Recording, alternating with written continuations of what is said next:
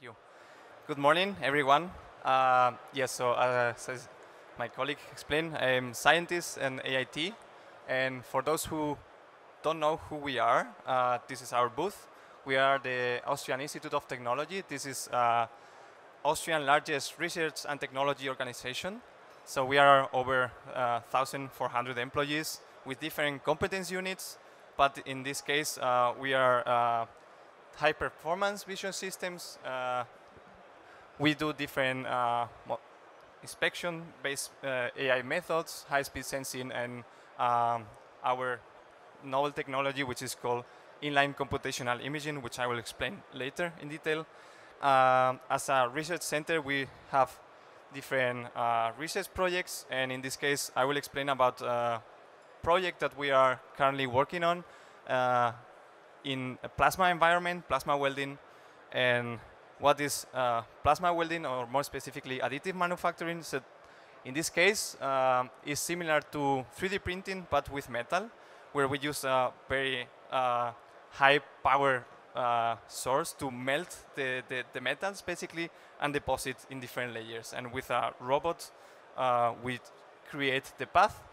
And in this specific project, we are working with wire arc additive manufacturing. So there is a metal wire that with a very intense plasma we melt, and this wire gets drops, and the position of these drops can create things like the one that you can see here on the bottom right, basically. And the benefits of additive manufacturing is that it enables really fast deposition rates, and it saves a lot of time and material, because basically you can customize your design, and you don't have to build the entire part. You build just the parts that you need, and you can mill it. And this is an example here. And I don't know where's my pointer. And this is what I explained. Basically, we have a plasma torch here with a very high intense plasma and a wire. And as you can already expect, monitoring this is difficult, but it's very important, because having like a reconstruction of the molten piece of the welded part is good for quality control, so we can see the consistency of the part, if it's well produced or bad. We can improve and optimize the process inline, and measure again the accuracy, see how many deviations we have for the original CAD model or the original idea, and of course improve safety and automatization. And coming back to the plasma topic, you can expect that the main problem is the plasma itself, because it's really bright and it's very hot. So there is like this working environment is not the best for cameras, lenses, or any electronics due to these high temperatures, and more specifically for sensing methods based on vision. Plasma is extremely bright, so the people who do welding, they always have to wear this mask, because you cannot look directly with the eyes. So with a normal camera is the same. You cannot look directly into the plasma, because you won't see anything, because mostly plasma interference has a wide range of wavelengths, so it's in the entire visible range, and it's really intense. And this also usually the material that we use are metallic, always metals. So this makes even more complicated, because there is a lot of shiny reflections and metallic surfaces, and also the geometries are not always the best to be scanned. So how we approach this in this project, AIT personally, as I said, we have our AIT ICI technique. So if you were not here yesterday, you can maybe talk later to my colleagues, because we have two demonstrators here that show how this technique works in a smaller range, not for welding. And the way this works is we have some optical components like cameras, lenses, and so on. And basically, it's a software module that we have developed and improved over the last years. And this is a combination of light field imaging and photometric stereo. So basically, we move the object under the camera and illuminate from different directions. And by looking at the object from different perspectives with the camera, we can have a 3D reconstruction, so we can estimate the depth.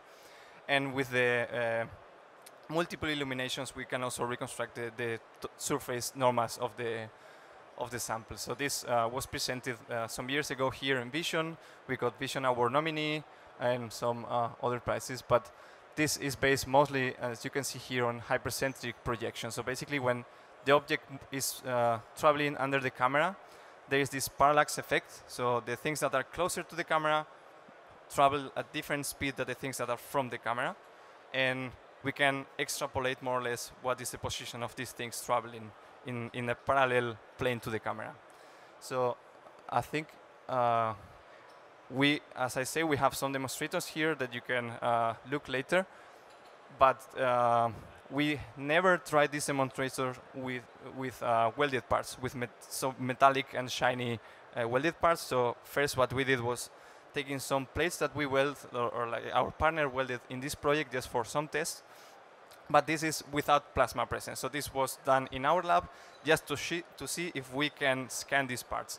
And you can see here that we get a very fine 3D point cloud where we can see this different welding lines with different, in this case, our partner wanted to try different machine parameters. So you can see these lines have different heights, different lengths.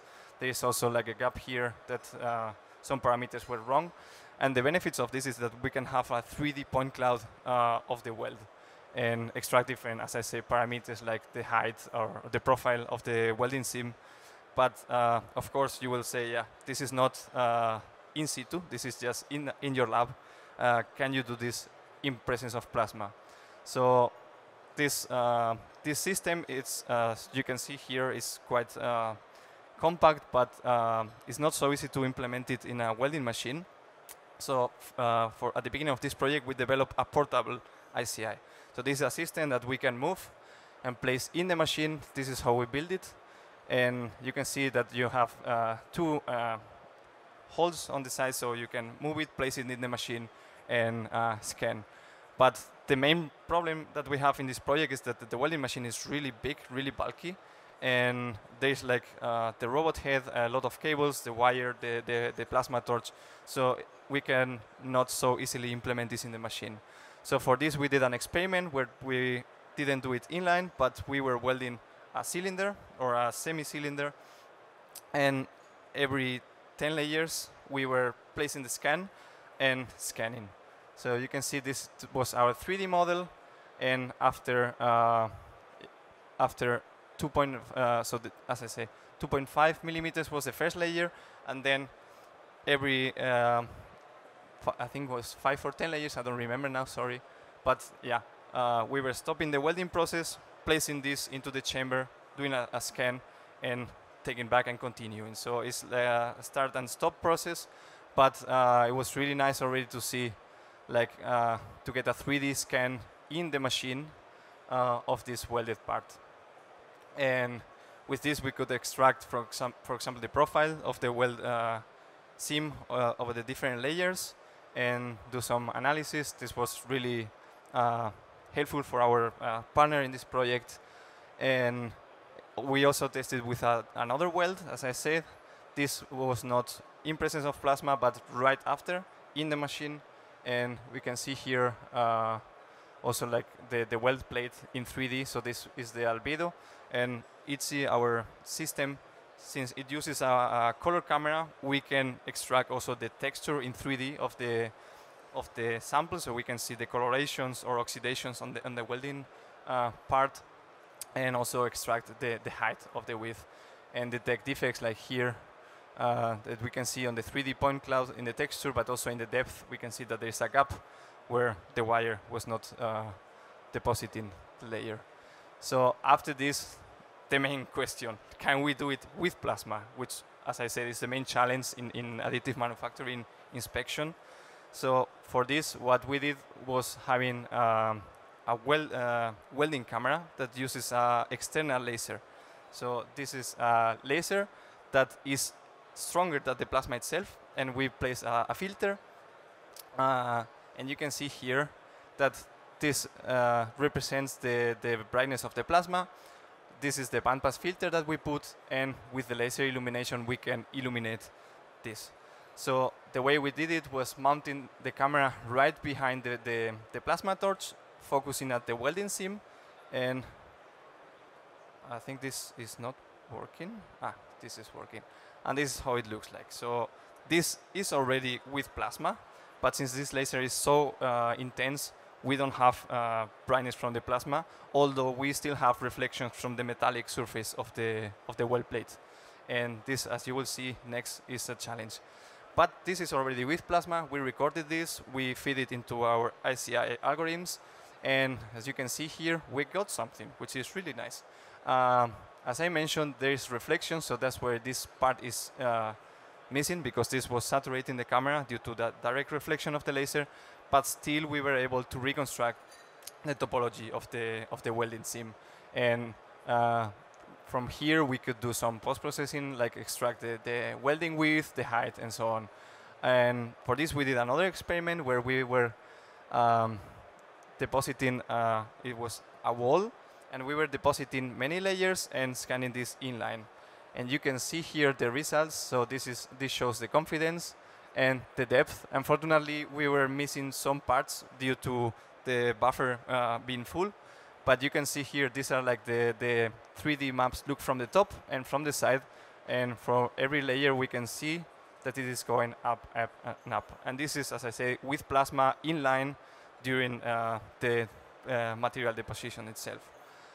So in conclusion, as I said, laser welding is a big challenge for inspection. There's still a lot to do. We are still having a lot of ideas and a lot of things that we want to try. But in this case, in this project, we wanted to see if our ICI 3D technique was capable of doing 3D monitoring. And it's a preliminary result, but we are hoping to have more future work on this and improve the robustness. So with this, I want to thank you, everyone.